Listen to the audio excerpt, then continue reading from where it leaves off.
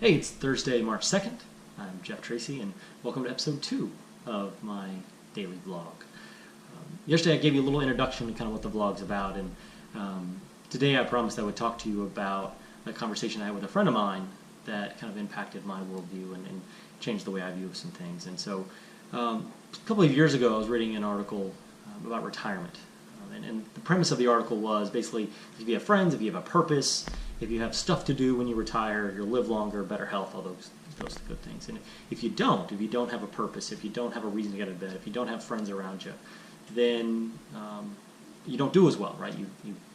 Health is worse, you don't live as long, those types of things. So I was talking with Stacy about it one night, and that conversation turned into a little bit of a bucket list and what do we want to do and all those kind of just brainstorming and thinking. And over a few months, that kind of morphed into an idea that we had for retirement, and that was basically to, rather than just going and having a bucket list and going and visiting Italy or going to Australia or going to play Pebble Beach, that we would, instead of just doing those things and spending a week here and a week there, it would be we'd kind of go immerse ourselves, sell everything, and go move there for an extended period of time, and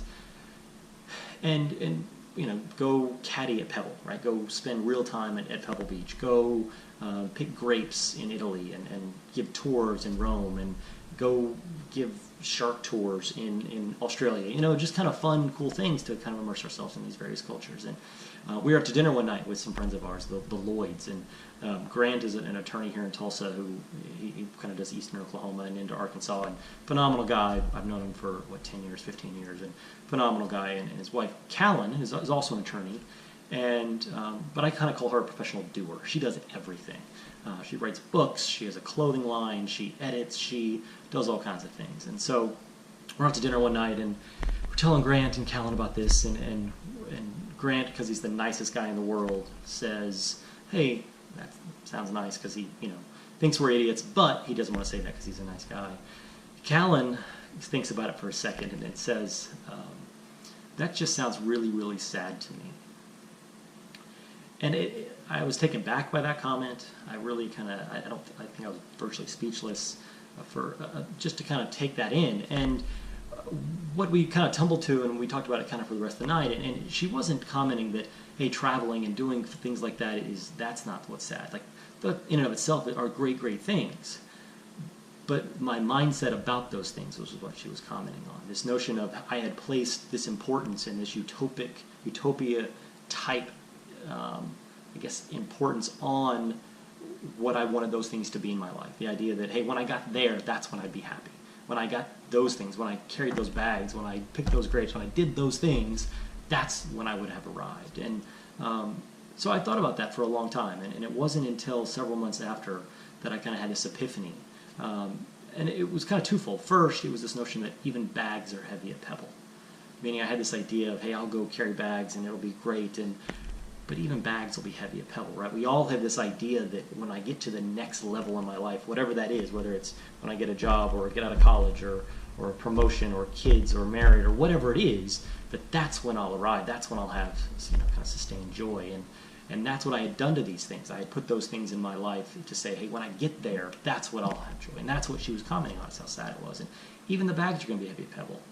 My back, it's still going to hurt when I pick grapes in Italy. I suspect largely once you've seen one great white shark, you've largely seen them all, right? So that's what she was commenting on. That was the real epiphany to me, is that even bags will be heavy at Pebble.